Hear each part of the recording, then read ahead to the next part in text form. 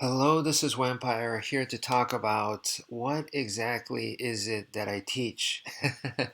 So, on my YouTube channel, I teach Escrima. Escrima is a Filipino martial art, but what I teach is very different from other Filipino martial arts places, what other instructors teach.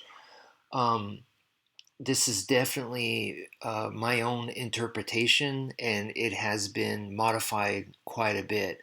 In my opinion, I'm trying to be as true as possible to the original art, but that takes a lot of imagination and um, evolving, in my opinion. But anyway, so from my point of view, I'm being true to the art.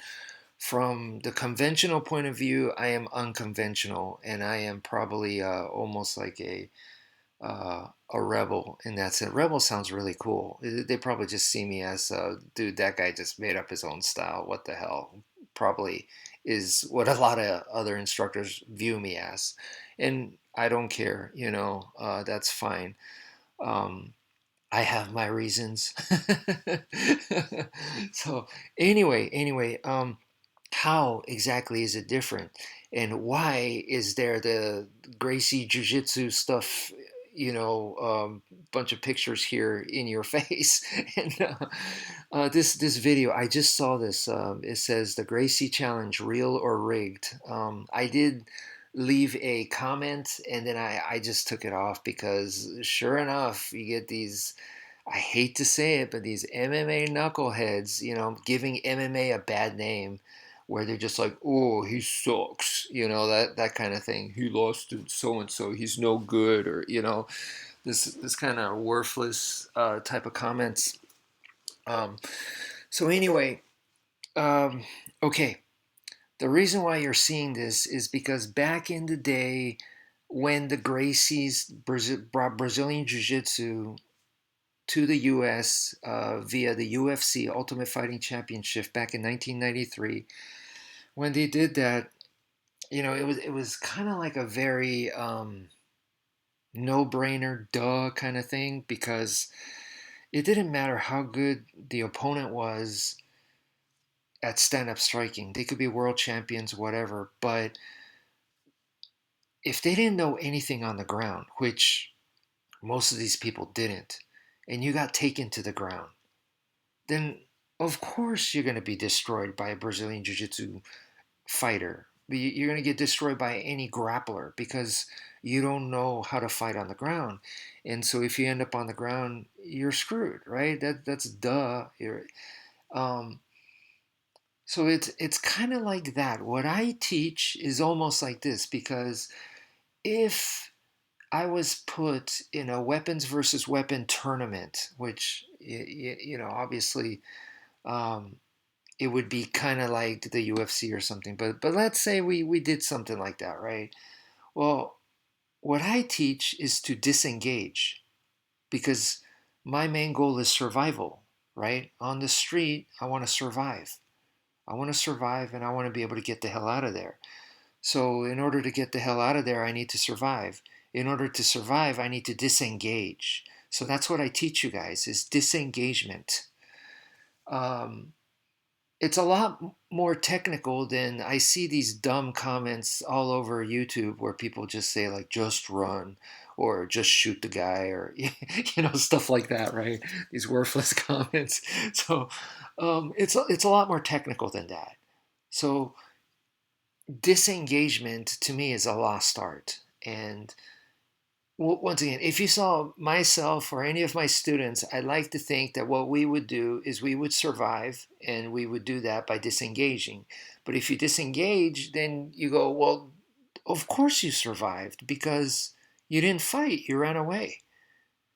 And that's kind of the same idea as what you're seeing right here. If a grappler takes down a guy who doesn't know anything about grappler, well, duh, of course he taps him out. Same thing, right? So it's really that simple. And so in my case, I know how to disengage. That's what I teach you guys. And it is a step-by-step procedure. So of course we're going to survive. Duh. because we disengage. It's the same kind of no-brainer kind of thing. The problem is a lot of people don't understand that. They go, well, you just ran away. You refused to fight. You're a coward. And it's like, no, I survived. 'Cause we have it so brainwashed that we think we need to fight. And what we need to do is we need to survive. We don't want to ruin our lives. Even if let's say you fight and you win, if you go to jail after that, you ruined your life. So that's not survival. What we want to do is survive. And disengagement, to me, where did I get this from? I got it from ancient, like I said to you guys, ancient Filipino martial arts. To me, I had to imagine what it was like. And when I did, do I really think that they had spears, swords, war clubs, and they just went at it against each other? They just went full force, like the other guy has a war club, you have a war club, and you just went rock and sock'em robots. I don't think so. That would be the dumbest thing to do. So, no, I think people historically all over the world fought very smart, as smart as they could. So they used terrain, they hid, they waited till dark, they waited till weather conditions favored them. They used technologies, they used animals, they built forts. We did all kinds of stuff to give us advantages. Catapults, all kinds of stuff like that. So um, what that tells me is you didn't just go in and just go for an exchange. That would be stupid, right? But what we do today is fighting.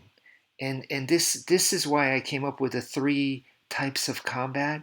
I divide combat into three types: assault, fighting, and survival. What I teach you guys is survival because I feel like that is the most relevant to today's self-defense. And what I'm seeing in the world today is fighting skills. You look at, everyone, a lot of people seem to think the MMA is the best style on the planet. Yeah, it's the best fighting skill, that's fighting. Uh, I don't think that is a good idea in today's urban self-defense environment. If the other person felt threatened and they go, oh, I can't beat this person in a hand-to-hand, well, I'm taking out my concealed firearm, or I'm going to take out my knife, or I'm calling my buddies, or something like that happens. Yeah, you're screwed.